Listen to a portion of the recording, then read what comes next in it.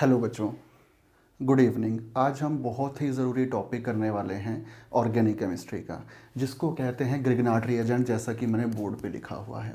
ये Grignard reagent है, board के हिसाब से भी बहुत ज़रूरी है, कॉम्पिटिटिव एग्ज़ाम के भी हिसाब से बहुत ज़रूरी टॉपिक है। और चाहे हम जेई की बात करें, नीट की बात करें, इस टॉपिक से क्वेश्चन डायरेक्ट तो आपको देखने को नहीं मिलता है, लेकिन इनडायरेक्टली बहुत सारी ऑर्गेनिक रिएक्शन में आपको ये देखने को मिलेगा। तो हम इसको जो है एज ए सिंगल टॉपिक की तरह समझेंगे, अलग करके समझेंगे, ताकि ऑर्गेनिक में जितनी भी आप रिएक्शन पढ़ोगे वो सारी आपके लिए बहुत आसान हो जाए। चलिए शुरू करते हैं आज का टॉपिक, ग्रिग्नार्ड्स रिएजेंट। इसको ग्रिग्नार्ड रिएजेंट को RMgX लिखते हैं। इसका फॉर्मूला, केमिकल फॉर्मूला इसका होता है RMgX।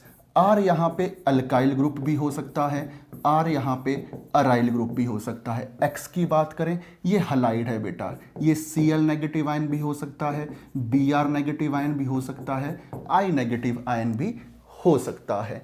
तो ग्रिग्नार्ड रिएजेंट क्या चीज़ है? ये ग्रिग्नार्ड रिएजेंट जिसको हम RMgX लिखते हैं। पहली बात, इसमें जो चार्ज सेपरेशन होता है उसमें कार्बन के ऊपर नेगेटिव चार्ज, जो हमने कहा कि अल्काइल या अराइल ग्रुप होता है, R के ऊपर नेगेटिव चार्ज और इसके ऊपर पॉजिटिव चार्ज होता है। इसीलिए ये एक अच्छा सोर्स कहलाता है कार्बेनाइन का। किसका अच्छा सोर्स कहलाता है? कार्बेनाइन का। किसका अच्छा सोर्स कहलाता है? कार्बेनाइन का। और दूसरी चीज जो आप यहां पे ध्यान से देखेंगे, यहां पे कार्बन का डायरेक्ट बॉन्ड बना हुआ है किसके साथ? सर मैग्नीशियम के साथ। किसके साथ? सर मैग्नीशियम के साथ। यूं कहें कि मेटल के साथ कार्बन का डायरेक्ट बॉन्ड बना हुआ है। यस, बिल्कुल सही। क्या ऐसा कह सकते हैं? हाँ जी सर।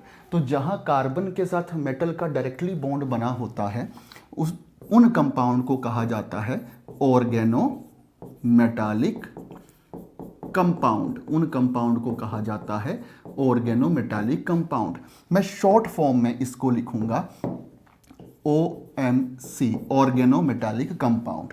आइए पहले देखते हैं कि कौन कौन से कंपाउंड हमारे पास ऑर्गेनिक केमिस्ट्री में हैं जो ऑर्गेनोमेटालिक कंपाउंड कहलाते हैं। कुछ एग्जाम्पल करेंगे और मैं यहाँ पे कुछ एग्जाम्पल लिखूंगा और आपने पहचानना है क्या ये ऑर्गेनोमेटालिक कंपाउंड है या ऑर्गेनोमेटालिक कंपाउंड नहीं है। चलिए देखते हैं। क्या मैं स्क्रीन चेंज कर दूं? हाँ जी, देखिए एग्जाम्पल। आपने इतना सा बताना है क्या ये ऑर्गेनोमेटालिक कंपाउंड है कि नहीं है। हाँ जी, क्या ये ऑर्गेनोमेटालिक कंपाउंड है? बिल्कुल हाँ। क्यों? सर यहाँ पे देखने को मिल रहा है कि R एल्काइल ग्रुप का बॉन्ड डायरेक्टली बना हुआ है सोडियम के साथ। यस, तो it is a organometallic compound. तो क्या ये एक ऑर्गेनोमेटालिक कंपाउंड है? देखेंगे जी नहीं सर, ये ऑर्गेनोमेटालिक कंपाउंड नहीं है। क्यों नहीं है? क्योंकि यहाँ पे आप देख पा रहे हैं कि ऑक्सीजन का जो बॉन्ड है वो सोडियम के साथ बना हुआ है। और हमने क्या कहा था? हमने क्या कहा था कि मेटल का बॉन्ड डायरेक्टली बनना चाहिए किसके साथ? मेटल का बॉन्ड डायरेक्टली बनना चाहिए कार्बन के साथ, जो कि है नहीं। तो ये ऑर्गेनोमेटालिक कंपाउंड नहीं कहलाता। चलिए ये बताइए, ये ऑर्गेनोमेटालिक कंपाउंड है कि नहीं है? सर बिल्कुल है। क्यों है? आप देख पा रहे हैं यहाँ पे कार्बन का बॉन्ड किसके साथ बना हुआ है? यहाँ पे कार्बन का बॉन्ड बना हुआ है मेटल के साथ। Yes, organometallic compound. और थोड़ा थोड़ा मुझे याद है कि इसको मैंने लिखा था ग्रिग्नार्ड रिएजेंट। इसको लिखा था ग्रिग्नार्ड रिएजेंट। इसको मैंने लिखा था ग्रिग्नार्ड रिएजेंट। ग्रिग्नार्ड रिएजेंट, जिसको मैं बार बार GR बोला करूंगा। This is a Grignard reagent. तो क्या C2H5 4Pb याद है कंपाउंड? सुना है कहीं? This is called tetra ethyl lead. ये एक एंटी नॉकिंग एजेंट था, आपने पढ़ा होगा +1 में हाइड्रोकार्बन में। चलिए, तो क्या ये ऑर्गेनोमेटालिक कंपाउंड है? क्या कहा जा सकता है इसको ऑर्गेनोमेटालिक कंपाउंड? बिल्कुल सर कहा जा सकता है, क्योंकि लेड का बॉन्ड बना हुआ है यहां भी कार्बन के साथ। Yes, it is a organometallic compound. तो थोड़ा थोड़ा आइडिया हमें लग गया है कि कौन सा ऑर्गेनोमेटालिक कंपाउंड होगा और कौन सा ऑर्गेनोमेटालिक कंपाउंड नहीं होगा। चलिए, तो आगे हम फिर से अपने टॉपिक पे आते हैं। टॉपिक क्या कह रहा था कि हम ग्रिग्नार्ड रिएजेंट के बारे में बात करेंगे। तो जहाँ पे मैं अब GR लिखूंगा, इसको कुछ पार्ट में डिवाइड कर दिया जाएगा। इस ग्रिग्नार्ड रिएजेंट को सबसे पहला आएगा कि इसको कैसे सॉल्वेंट में रखें। जब ऑर्गेनिक रिएक्शन होगी तो हमें पता है रिएक्टेंट होते हैं, अटैकिंग स्पीशीज होती है और साथ में सॉल्वेंट भी होता था। तो रिएक्शन कैसी रिएक्शन में सॉल्वेंट, कैसे सॉल्वेंट में इसको रखा जाएगा, तो वो पहले समझेंगे ग्रिग्नार्ड रिएजेंट को कैसे सॉल्वेंट में रखा जाएगा। दूसरी हम बात करेंगे कि सर प्रेपरेशन कैसे होती है, इसको बनाया कैसे जाता है। और थर्ड इसकी आएगी केमिकल रिएक्शन, जो हम +2 में सीखने वाले हैं, अपनी 12th क्लास में सीखने वाले हैं केमिकल रिएक्शन। और आप केमिकल रिएक्शन, हाँ जी, जो आप सीखने वाले हो +2 में, हर एक चैप्टर में आपको ग्रिग्नार्ड रिएजेंट की रिएक्शन देखने को मिलेगी। चाहे वो अल्काइल हैलाइड है, चाहे वो अल्कोहल है, चाहे एल्डिहाइड कीटोन कार्बोक्सिलिक एसिड है, हर में, चाहे एमीन में है, सब में आपको रिएक्शन देखने को मिलेगी। जनरली बात करी जाए तो ये एक एसिड बेस रिएक्शन देता है, बिल्कुल हाँ। इसके बाद ये सर न्यूक्लियोफिलिक एडिशन रिएक्शन भी देता है, बिल्कुल सही। और ये SN2 टेट्राहाइड्रल रिएक्शन भी देता है। ये हम आगे जाके बात करेंगे कि टेट्राहाइड्रल ये है क्या। ये 3 टाइप की रिएक्शन देता है। और लास्ट में हम बात करेंगे कुछ साइक्लिक ईथर के साथ भी रिएक्शन देता है। और भी बहुत सारी रिएक्शन है, लेकिन वो हमारे सिलेबस का पार्ट नहीं है, तो हम उसको स्टडी यहाँ पे नहीं करने वाले हैं। तो ये एक ग्रिग्नार्ड रिएजेंट का फ्लो चार्ट होगा। इसी तरीके से हमने आगे बढ़ना है। तो चलिए सबसे पहले शुरू करते हैं सॉल्वेंट। कैसा सॉल्वेंट यूज हो सर? इसके लिए जो सॉल्वेंट यूज होता है वो सबसे अच्छा सॉल्वेंट इसके लिए यूज होता है dry ether. Dry ether is nice solvent या गुड सॉल्वेंट फॉर GR। कैसे सर? ड्राई ईथर क्या है पहले तो बात करेंगे। ड्राई ईथर का मतलब है जहां वाटर का कंटेंट नेग्लिजिबल है, वाटर का कंटेंट नेग्लिजिबल है, तो ड्राई ईथर इसमें यूज करेंगे। कैसे, क्यों ही ड्राई ईथर यूज करेंगे? देखिए ग्रिग्नार्ड रिएजेंट को हम ऐसे लिख सकते हैं, सर यहां पे नेगेटिव चार्ज है, यहां पे पॉजिटिव चार्ज है। तो जब ईथर इसके दोनों तरफ आ जाता है, जैसे ये ईथर हुआ, ये ईथर हुआ, तो ऑक्सीजन के जो लोन पेयर हैं, ऑक्सीजन के जो लोन पेयर हैं, इसके साथ सर कोऑर्डिनेट बॉन्ड बना देते हैं, इसके साथ कोऑर्डिनेट बॉन्ड बना देते हैं। तो एक कॉम्प्लेक्स बनता हुआ आपको दिखेगा, एक कॉम्प्लेक्स बनता हुआ आपको दिखेगा। ये एक टेट्राहाइड्रल कॉम्प्लेक्स होगा, टेट्राहाइड्रल, और उसकी वजह से ये स्टेबल हो जाता है। इसलिए जब आप यूज करते हैं ड्राई ईथर, तो ड्राई ईथर में ग्रिग्नार्ड रिएजेंट स्टेबल हो जाता है। That's why it is a good solvent for this. पर हर कोई ईथर भी तो बहुत टाइप के हो सकते हैं। अब हर कोई ईथर जो है एक अच्छा सॉल्वेंट नहीं कहलाएगा। जैसे अगर मैं बात करूं फॉर एग्जांपल, ये जो स्पीशीज मेरे पास है, ये 6 वाला रिंग, ये 5 वाला रिंग, इसको बोलते हैं टेट्रा हाइड्रोफ्यूरान, बिल्कुल सही। इसको बोलते हैं टेट्रा हाइड्रोपाइरिन। ये दोनों अच्छे सॉल्वेंट होंगे ग्रिग्नार्ड रिएजेंट के लिए। Both are good solvent, both are good solvent, ये दोनों बहुत अच्छे सॉल्वेंट होंगे। बट समस्या क्या है? ये यूज नहीं करना है, ये यूज नहीं करना है। ये है ऑक्सीरेन, ये है ऑक्सीरेन, ये है ऑक्सीटेन, ये दोनों ही यूज नहीं करने हैं, ये यूज नहीं करने हैं, because they both react with the Grignard reagent. ये दोनों ग्रिग्नार्ड रिएजेंट के साथ रिएक्शन कर लेते हैं। Both react with Grignard reagent. अब कोई सॉल्वेंट, जिस सॉल्वेंट ही रिएक्शन करने लग जाए तो उस रिएक्शन का होगा क्या? कुछ और ही प्रोडक्ट मिल जाएगा, डिजायरेबल प्रोडक्ट मिलेगा नहीं। इसलिए ये दोनों स्पीशीज जो है यूज करनी ही नहीं है, नहीं तो कांड हो जाएगा, समस्या हो जाएगी। हमने ये यूज कर सकते हैं या सिंपल एलिफेटिक ईथर यूज कर सकते हैं, बाकी कुछ नहीं करना है। आगे बढ़ते हैं, इतनी बात सबको क्लियर है? बिल्कुल हाँ, आगे बढ़ते हैं। चलिए, तो सॉल्वेंट की बात कर ली हमने। सॉल्वेंट यूज होगा ड्राई ईथर, और साथ में 3 वाले रिंग वाला या 4 वाले रिंग वाला यूज नहीं करना है, समस्या हो जाएगी, क्योंकि वो रिएक्शन करने लग जाएगा। जब रिएक्शन हो गई तो सॉल्वेंट का यूज क्या रहा?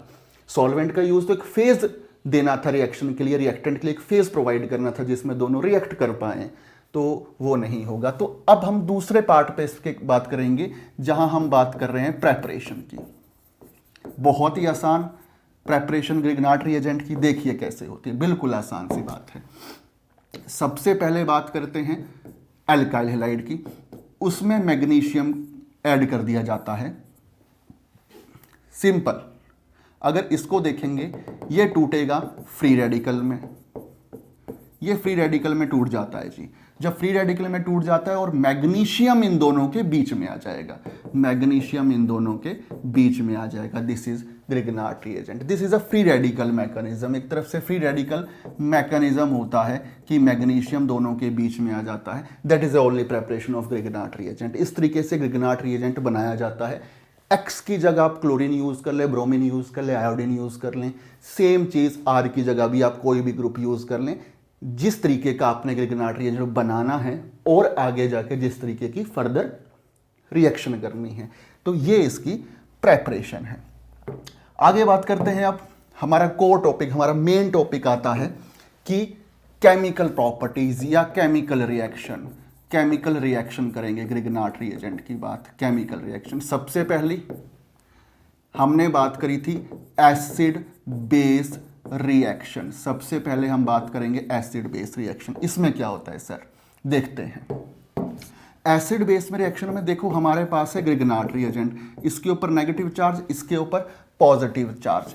जब आपने कोई एसिड के साथ इसको रिएक्शन करा या ऐसी स्पीशीज के साथ इसकी रिएक्शन करी कि जो hydrogen H positive ion release कर सकता है, तो होता क्या है कि यहां से तो सर R नेगेटिव आयन निकलेगा, यहां से निकल जाएगा H पॉजिटिव आयन, तो यहां पे बनेगा RH प्लस एक तरफ MgX और दूसरी तरफ CH3COO, ये बन जाएगा। ये दोनों मैग्नीशियम के साथ जुड़ जाएंगे, R के साथ H जुड़ जाएगा, एल्केन फॉर्मेशन होगी। क्या फॉर्मेशन होगी?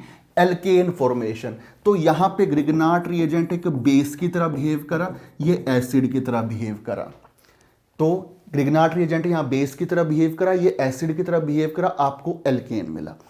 लेकिन इस क्वेश्चन में ये बात है कि जरूरी नहीं है कि आप हमेशा एसिड ही यूज करें और सेम रिएक्शन हो। कोई भी स्पीशीज जो H पॉजिटिव आयन रिलीज कर सकती है, उनके साथ ग्रिग्नार्ड रिएजेंट रिएक्ट करके एल्केन ही बनाएगा। जैसे सर, क्या वाटर के साथ रिएक्शन हो सकती है? क्या वाटर के साथ रिएक्शन हो सकती है? मैं वाटर को HOH लिखूंगा, मैं वाटर को HOH लिखूंगा। बिल्कुल सही सर, वाटर में H पॉजिटिव आयन निकल सकता है, तो आप RH प्लस Mg के साथ एक तरफ जोड़ दो X और दूसरी तरफ जोड़ दो OH। बिल्कुल सही है। क्या सर ये ग्रिग्नार्ड रिएजेंट क्या अल्कोहल के साथ रिएक्शन करता है? क्या किस टाइप की रिएक्शन होगी? जी हाँ, अल्कोहल में भी H पॉजिटिव आयन अवेलेबल है, H पॉजिटिव आयन इससे निकल सकते हैं। तो हमें RH प्लस Mg के साथ एक तरफ X जुड़ा हुआ है और दूसरी तरफ OCH2R जुड़ा हुआ है। बिल्कुल सही, तो ये भी रिएक्शन पॉसिबल होती है। आगे बढ़ते हैं। तो जितने भी जो भी सब्सटेंस H पॉजिटिव आयन दे सकते हैं, उनके साथ ग्रिग्नार्ड रिएजेंट एल्केन ही बनाएगा। बात सीधी सादी आसान सी बात है। और इसकी दूसरी रिएक्शन की बात करें, कौन सी सर? दूसरी reaction nucleophilic, nucleophilic addition reaction. हाँ जी, ये कहां होता है? ये सर होता है जहां कार्बोनिल ग्रुप होता है। जैसे ये बड़ा इंटरेस्टिंग सा कॉन्सेप्ट है। ये हो गया आपके पास कार्बोनिल ग्रुप, साथ में आपके साथ अटैच है ग्रिग्नार्ड रिएजेंट।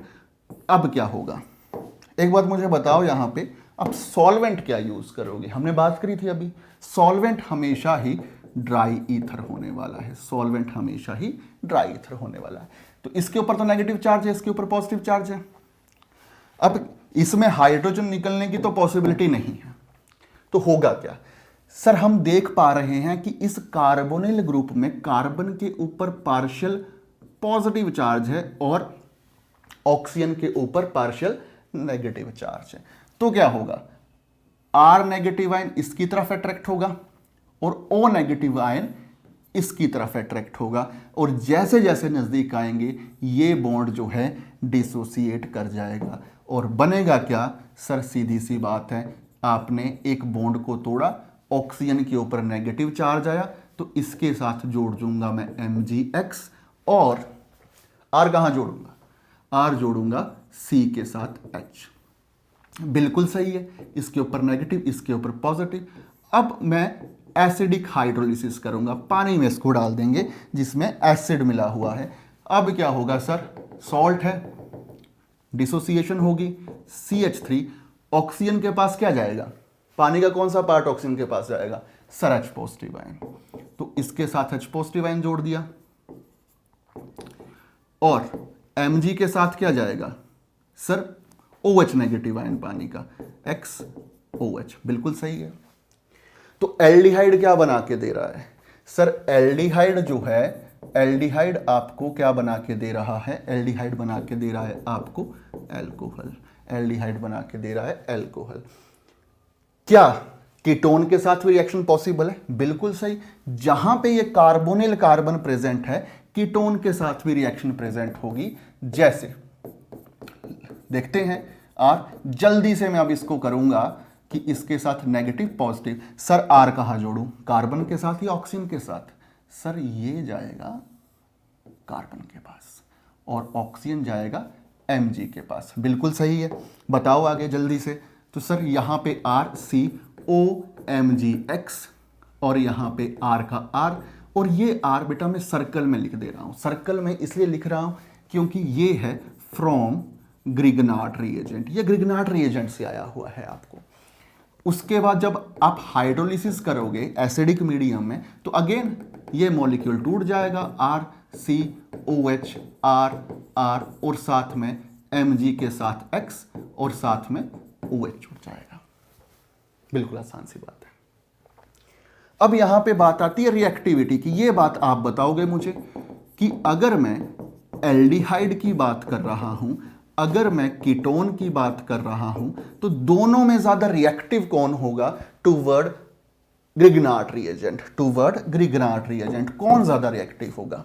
सर रिएक्टिव वो ज्यादा होगा जिसका कार्बन ज्यादा इलेक्ट्रॉन डेफिशिएंट होगा, जिसका कार्बन ज्यादा इलेक्ट्रॉन डेफिशिएंट होगा। तो यहां पे हम देख पा रहे हैं कि यहां पे है बेटा plus I effect, electron donating effect है। यहां पे भी प्लस आई इफेक्ट है, लेकिन यहां का जो प्लस आई इफेक्ट है वो दोनों तरफ से है। तो इलेक्ट्रॉन डेंसिटी इस कार्बन पे ज्यादा हो गई। क्यों सर? दोनों तरफ से इलेक्ट्रॉन डोनेशन ग्रुप लगे हुए हैं। यहां पे तो एक ही तरफ से लगे हुए थे, तो इलेक्ट्रॉन डेफिशिएंसी, इलेक्ट्रॉन, ध्यान से सुनना इस वर्ड को, इलेक्ट्रॉन डेफिशिएंसी मतलब इलेक्ट्रॉन की कमी कहां ज्यादा है? इलेक्ट्रॉन की कमी कहां ज्यादा है? यहां दो तरफ डोनेशन हो रही है, यहां से एक तरफ, तो इलेक्ट्रॉन डेफिशिएंसी ज्यादा है एल्डिहाइड से as compare to ketone, aldehyde से एज कंपेयर टू कीटोन। तो रिएक्टिविटी किसकी ज्यादा होगी? जो ज्यादा इलेक्ट्रॉन डेफिशिएंट होगा। आर ग्रुप कैसा है? आर सर नेगेटिव में है। जो ज्यादा इलेक्ट्रॉन डेफिशिएंट होगा वो रिएक्टिव भी ज्यादा होगा। More electron deficient, more electron deficient, more reactivity, more electron deficient, more electron deficient, more electron deficient. क्या more electron deficient? Carbonyl carbon, कौन सी? Carbonyl carbon, more reactivity, more reactivity. तो aldehyde ज्यादा रिएक्टिव है ketone से, aldehyde ज्यादा reactive है ketone से। बिल्कुल सही, एल्डिहाइड ज्यादा रिएक्टिव है कीटोन। अच्छा, अगर कीटोन ही कंपेयर करना हो तो मुझे रिएक्टिविटी बताओ किसकी ज्यादा होगी सर? इसकी ज्यादा होगी। या इसकी ज़्यादा होगी? किसकी रिएक्टिविटी ज़्यादा होगी? सर पहले में तो आपने सिखाया कि यहाँ पे प्लस आई इफेक्ट है, यहाँ पे भी आपने सिखाया प्लस आई इफेक्ट है, यहाँ भी आपने सिखाया प्लस आई इफेक्ट है, लेकिन ये पीएच, पीएच का मतलब बेटा एक तरफ से बेंजीन रिंग है, फिनाइल ग्रुप है इसके साथ जुड़ा हुआ, और जब फिनाइल ग्रुप जुड़ा होगा तो होगा क्या कि सर फिनाइल ग्रुप तो रेजोनेंस देगा, फिनाइल ग्रुप तो रेजोनेंस देगा, कुछ सर इस तरीके का देखने को मिलेगा मुझे। यहां पे आ जाएगा सर पॉजिटिव चार्ज, यहां पे आ जाएगा नेगेटिव चार्ज, यहां पे आ जाएगा CH3। तो भैया रेजोनेंस में आने की वजह से ये तो इलेक्ट्रॉन डेफिशिएंट रहा ही नहीं। कहां रहा इलेक्ट्रॉन डेफिशिएंट? इसके पास तो इलेक्ट्रॉन आ गए बेंजीन वाले। तो वेरी लो या यूं कहें low electron deficiency, low electron deficiency. अब जब इलेक्ट्रॉन की डेफिशिएंसी ही नहीं है तो आपके पास R नेगेटिव आयन या यूं कहें ग्रिग्नार्ड रिएजेंट अटैक क्यों करेगा इस पे? तो रिएक्टिविटी किसकी ज्यादा होगी? रिएक्टिविटी ज्यादा होगी फर्स्ट की। फिर से सुनो सर, इसमें प्लस आई इफेक्ट था 2, इसमें एक प्लस आई इफेक्ट है, लेकिन साथ में इसमें बेंजीन रिंग जुड़ा हुआ है, और बेंजीन रिंग क्या करेगा सर? रेजोनेंस में आ जाएगा। जब रेजोनेंस में ये आ जाएगा तो कार्बन तो इलेक्ट्रॉन डेफिशिएंसी कम हो गई, कार्बन की इलेक्ट्रॉन डेफिशिएंसी कम हो गई। जब इलेक्ट्रॉन डेफिशिएंसी कम हो गई तो न्यूक्लियोफाइल अटैक क्यों करेगा? अटैक ही नहीं होगा, वेरी लो रिएक्टिविटी, इसकी रिएक्टिविटी लो होगी। अच्छा एक और एग्जांपल, फिर से बताओ रिएक्टिविटी, फिर से बताओ रिएक्टिविटी। अब एक बेंजीन रिंग मैंने यहां पे जोड़ा हुआ है, दोनों तरफ 2 बेंजीन रिंग जोड़ दूं, फिर कौन ज्यादा रिएक्टिव होगा? सर इसमें एक प्लस आई है और ये तो एक तरफ का रेजोनेंस है, यहां पे सर दोनों तरफ रेजोनेंस है, रेजोनेंस ऑन बोथ साइड, तो यहां पे इलेक्ट्रॉन डेफिशिएंसी कम होगी ज्यादा होगी? इलेक्ट्रॉन डेफिशिएंसी कम हो गई, इलेक्ट्रॉन डेफिशिएंसी इसमें कम हो गई क्योंकि दोनों तरफ रेजोनेंस है, क्योंकि दोनों तरफ रेजोनेंस है, तो फर्स्ट ज्यादा रिएक्टिव होगा, तो फर्स्ट ज्यादा रिएक्टिव होगा। आइए फिर थोड़ा सा इसका थर्ड पार्ट सीख लें। थर्ड पार्ट बोलता है nucleophilic substitution reaction, philic substitution reaction with tetrahedral intermediate, tetrahedral intermediate, tetrahedral intermediate. ये क्या चीज है जी? बिल्कुल सही। देखो आपने मॉलिक्यूल को पहचानना है पहले तो, ये होता है एसिड क्लोराइड, इसको बोलते हैं एसिड क्लोराइड। पहले मॉलिक्यूल का पता होना चाहिए आपको। जो मैं मॉलिक्यूल लिखूंगा वो इस रिएक्शन में इन्वॉल्व होंगे। इसको बोलते हैं एसिडिक एनहाइड्राइड,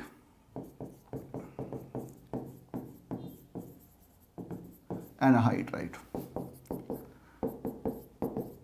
इसको बोलते हैं एस्टर, और इसको बोलते हैं अमाइड।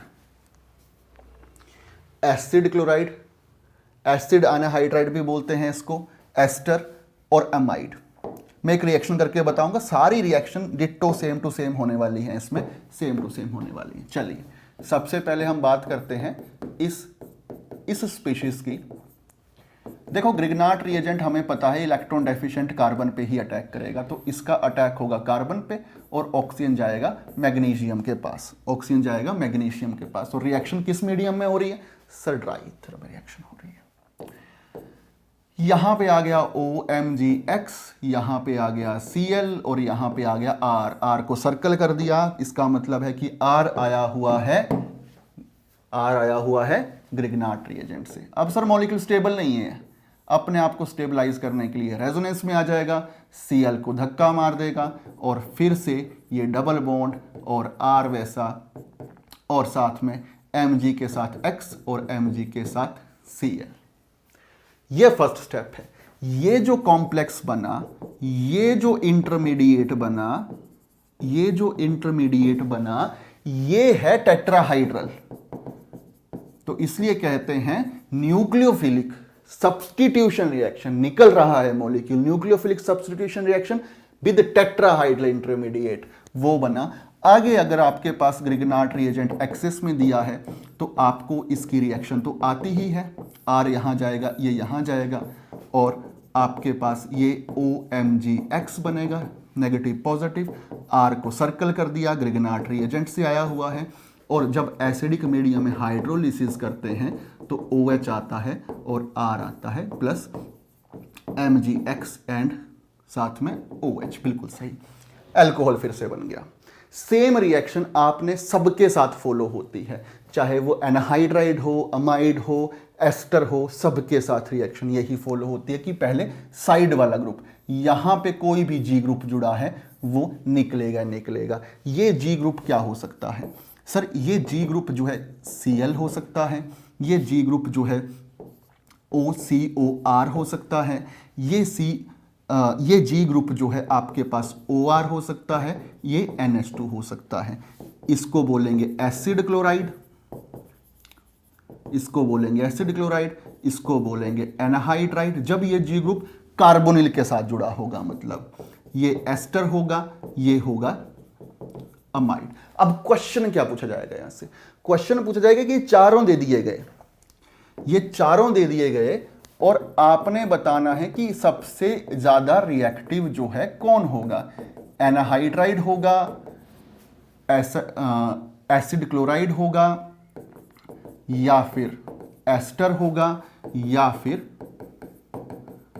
अमाइड होगा। कौन रिएक्टिव होगा? हमें रिएक्टिविटी का एक ही बात पता है, रिएक्टिविटी की हमें एक ही बात पता है कि कार्बोनिल जो कार्बन होता है, कार्बोनिल कार्बन जो होता है वो इलेक्ट्रॉन डेफिशिएंट होना चाहिए, वो इलेक्ट्रॉन डेफिशिएंट होना चाहिए। हमें यही बात पता है, बाकी हमें नहीं पता, बाकी हमने याद भी नहीं रखनी है। तो देखते हैं सर, इसको देखो, साथ में जुड़ा हुआ है क्लोरीन। क्लोरीन कैसा ग्रुप है सर? -I होता है और +R होता है, लेकिन इसमें -I डोमिनेट करता है एज कंपेयर टू +R। बिल्कुल सही है, याद है मुझे कि इसमें -I डोमिनेट करता है +R। यहां पे इस ऑक्सीजन की वजह से -I है, +R है, लेकिन +R डोमिनेट करता है -I पे। इसमें भी सर ऑक्सीजन है, -I है, +R है, लेकिन यहां पे +R डोमिनेट करता है -I पे। फोर्थ में भी सेम टू सेम यही है सर, यहां पे +R डोमिनेट करता है -I पे। तो सीधी सी बात, यहां पे इंडक्टिव डोमिनेट कर रहा है, मतलब इलेक्ट्रॉन खींचने वाला ग्रुप जो है यहां पे डोमिनेट कर रहा है, इलेक्ट्रॉन खींचने वाला। So that carbon become more electron deficient, so that carbon become more electron deficient. तो ये तो मुझे बात समझ आ गई कि रिएक्टिविटी सीरीज की बात करें तो सबसे पहले जो है आपके पास ये ग्रुप ही आएगा, उसके बाद ही सारे ग्रुप आएंगे, यही ग्रुप आएगा। क्यों? क्योंकि इसके साथ सर इलेक्ट्रॉन खींचने वाला ग्रुप लगा है और मुझे इस कार्बन को इलेक्ट्रॉन डेफिशिएंट बनाना है। बिल्कुल सही है, रिएक्टिविटी सबसे पहले। अब दूसरे, तीसरे और चौथे में क्या सर? एक ऑक्सीजन है, इसमें रेजोनेंस में इन्वॉल्व यहां भी होना है, यहां पे होना है, लेकिन अगले वाले को देखें, इसने एक ही जगह होना है इन्वॉल्व। तो यहां पे पावर ऑफ रेजोनेंस दो जगह पे बन रही है, यहां पावर ऑफ रेजोनेंस दो जगह पे बन रही है बेटा। इससे क्या हुआ? इससे क्या हुआ कि जितना इलेक्ट्रॉन डोनेशन बिहेवियर रेजोनेंस का थर्ड में है उतना सेकंड में नहीं है, जितना थर्ड में है उतना सेकंड में नहीं है। क्यों? रेजोनेंस का इफेक्ट, जो डोनेशन का इफेक्ट था वो दोनों तरफ बन रहा है, यहां पे तो ये एक ही जगह है। तो अगर माने कि रेजोनेंस का इफेक्ट 100 था, यहां पे 100 था, तो यहां 50-50 रह गया। तो इसलिए इस कार्बन पे अटैक करना आसान होगा as compare to third, as compare to first नहीं, एज कंपेयर टू थर्ड आसान होगा। इसलिए दूसरे नंबर पे आया एनहाइड्राइड। क्या कहा? पावर ऑफ रेजोनेंस सर दोनों जगह बंट गया, रेजोनेंस दोनों तरफ बंट गया। और आगे सर दोनों में +R इफेक्ट है, अब इसको कैसे डिस्टिंग्विश करेंगे? लेकिन दोनों में +R है, लेकिन ऑक्सीजन ज्यादा इलेक्ट्रोनेगेटिव होता है, ऑक्सीजन का ज्यादा इंडक्टिव इफेक्ट होता है, इस वजह से ये ज्यादा इलेक्ट्रॉन डेफिशिएंट है एज कंपेयर टू अमाइड। ऐसा लिखेंगे कि OR NH2, इसका -I इफेक्ट हाई है एज कंपेयर टू सेकेंड। तो रिएक्टिविटी का ऑर्डर इस तरीके से रहेगा, जब कार्बोनिल कार्बन के साथ कोई ग्रुप जोड़ दिया जाएगा, जिन ग्रुप की हमने बात करी, Cl जोड़ दिया जाएगा, ये जोड़ दिया जाएगा, ये जोड़ दिया जाएगा और ये जोड़ दिया जाएगा। क्या कहा फर्स्ट में, बिल्कुल आसान और जल्दी से रिपीट करेंगे। सर इसमें माइनस आई इफेक्ट है, इलेक्ट्रॉन विड्रॉइंग ग्रुप है, बात ही खत्म, ये सबसे ज़्यादा electron deficient. Second third fourth में क्या हुआ सर, सेकंड में पावर ऑफ रेजोनेंस दोनों तरफ बंट गया, तो इफेक्ट कम हो गया कार्बन के लिए, थोड़ा सा ये इलेक्ट्रॉन डेफिशिएंट ज़्यादा है as compare to ester. Ester में अब दोनों को एक्सप्लेन करो। सर एस्टर में भी OR का रेजोनेंस है, NH2 का भी रेजोनेंस है, +R+R। फिर सर इंडक्टिव थोड़ा सा ज़्यादा है, उसको पहले रख लो, इसमें डेफिशिएंसी ज़्यादा होगी। तो ये आ गया आपका ऑर्डर। अब हमारे पास जो है एक लास्ट रिएक्शन आती है, फोर्थ SN2 रिएक्शन, या फिर उसको कहते हैं साइक्लिक ईथर रिएक्शन।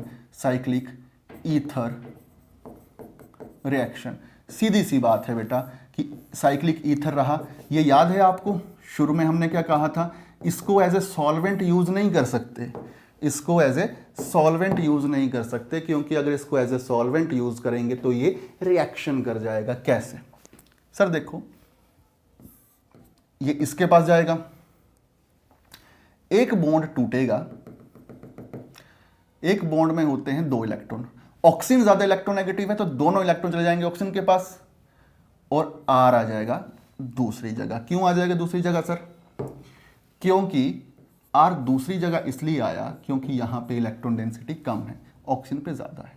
टूटना तो है ही, 3 वाला रिंग स्टेबल थोड़ी ना है। बॉन्ड एंगल इसका जनरली 60 डिग्री है, 60 डिग्री वाला तो स्टेबल होता ही नहीं है। जब sp3 हाइब्रिडाइजेशन होता है तो आपको उसको बॉन्ड एंगल इतना लाना पड़ता है, तब वो स्टेबल होता है।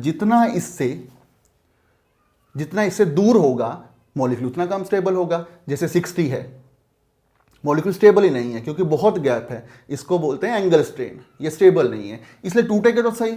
ऑक्सीजन ज्यादा इलेक्ट्रोनेगेटिव है, इलेक्ट्रॉन इसकी तरफ खिसक गए, R यहां पे और O के साथ जुड़ गया Mgx। आगे आप एसिडिक मीडियम में हाइड्रोलिसिस करेंगे, वही पुरानी बात मैं उसी तरीके से लिख रहा हूं बेटा जिस तरीके से मॉलिक्यूल है, ताकि कंफ्यूजन को थोड़ा सा अवॉइड किया जा सके। आगे इसको ऐसे लिखा जा सकता है कि इसमें ऐसे R, जनरली इसको इस तरीके से लिख देंगे, बिल्कुल सही है। ये हुआ SN2 रिएक्शन। और भी मॉलिक्यूल, 4 वाला रिंग भी ऐसी रिएक्शन देगा, 5 वाले और 6 वाले में स्टेबल है, वो रिएक्शन नहीं देगा ये। तो इस तरीके से हमारा ग्रिगनार्ड रिएजेंट का टॉपिक खत्म होता है। हमने बात करी सबसे पहले, आइए जनरल एक थोड़ा सा इसको रिवाइज कर लें, फिर हम इसको क्लोज करेंगे। सबसे पहले देखो, आपने देखा कि ग्रिगनार्ड रिएजेंट एक ऑर्गेनोमेटालिक कंपाउंड होता है और कार्बेनाइन का एक अच्छा सोर्स होता है, फिर आपने बात करी कि हाँ जी कौन कौन से ग्रिगनार्ड रिएजेंट थे, कौन कौन से जो है ऑर्गेनोमेटालिक कंपाउंड थे। तो सीधी सी बात थी कि जहां पे कार्बन का डायरेक्टली बॉन्ड बना होगा मेटल के साथ वो ऑर्गेनोमेटालिक कंपाउंड होंगे, और ग्रिगनार्ड रिएजेंट भी एक ऑर्गेनोमेटालिक कंपाउंड है। फिर हमने बात करी कि सबसे पहले कैसे सॉल्वेंट में इसको रखा जाएगा, प्रेपरेशन कैसे होगी, और इसकी कुछ रिएक्शन हम देखेंगे जो सबसे ज़्यादा जरूरी पार्ट है इस टॉपिक का।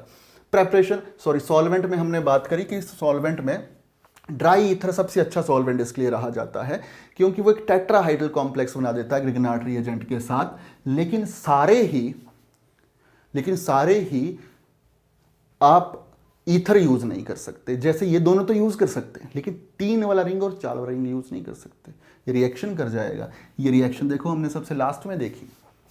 प्रेपरेशन बिल्कुल फ्री रेडिकल मैकेनिज्म, 2 एटम है उसके बीच में मैग्नीशियम रख दिया, बात खत्म। उसके बाद केमिकल रिएक्शन, सबसे पहले रिएक्शन आती है एसिड बेस, जहां प्रोबेबिलिटी है कि वो H पॉजिटिव रिलीज कर सकता है, वहां पे ये हाइड्रोकार्बन मेन एल्केन ही बनाएगा। जैसा हमने देखा, चाहे वाटर के साथ रिएक्शन कर दी, इथेनॉल के साथ रिएक्शन कर दी, या फिर किसी एसिड के साथ रिएक्शन कर ली, सबके साथ यही पॉसिबिलिटी होगी, जहां से H पॉजिटिव निकलने की पॉसिबिलिटी है।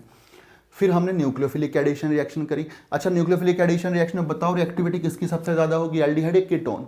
Sir aldehyde. क्यों? एल्डिहाइड में कार्बोनिल कार्बन ज्यादा इलेक्ट्रॉन डेफिशिएंट होता है एज कंपेयर टू कीटोन। अच्छा, कीटोन भी एलिफेटिक आ जाए और एरोमेटिक आ जाए, फिर सर एलिफेटिक की रिएक्टिविटी ज़्यादा होगी एज कम्पेयर टू जब उसके साथ बेंजीन रिंग जुड़े होंगे। फिर nucleophilic substitution reaction with tetrahedral intermediate, third part था हमारा, हमने इसमें बात करी। पहले तो ये पता होना चाहिए इनके नाम के बाद सीधी सी बात आपको क्या पता होना चाहिए, रिएक्टिविटी ऑर्डर। सबसे ज़्यादा रिएक्टिव एसिड क्लोराइड, फिर जो है एनाहाइड्राइड, उसके बाद एस्टर, उसके बाद अमाइड, बिल्कुल। और लास्ट में हमने बात करा कि क्यों हमने वो जो सॉल्वेंट था 3 वाला रिंग यूज़ नहीं करा था, क्योंकि 3 वाला रिंग यूज़ करेंगे तो SN2 रिएक्शन हो जाती है, और इसलिए सॉल्वेंट के साथ रिएक्शन थोड़ी ना करनी है, हमने तो जो हमारे पास रिएक्टेंट दिया होगा उसके साथ रिएक्शन करनी है, इसलिए ये सॉल्वेंट यूज़ नहीं करते। ये एक SN2 रिएक्शन है, इसलिए 3 वाले रिंग के साथ भी रिएक्शन नहीं होगी, और 4 वाले रिएक्शन भी हम सॉल्वेंट की तरह यूज़ नहीं कर, सॉरी 3 वाले रिंग के साथ भी रिएक्शन हो जाएगी, 4 वाले रिंग के साथ भी रिएक्शन हो जाएगी, इसलिए हम ये सॉल्वेंट की तरह यूज़ नहीं करते। तो ऑन एल सारा ही ग्रिग्नार्ड रिएजेंट हमने समझ लिया है।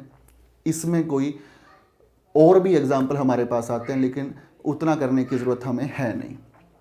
इतने से हमारा काम बन जाएगा जो जेई नीट या फिर बोर्ड में ज़रूरी है, और जो +2 के एग्ज़ाम में हमारे पास जो भी कॉम्पिटिटिव एग्ज़ाम है जिनमें आता है, उनके लिए ये मोर देन सफिशिएंट है। Thank you very much.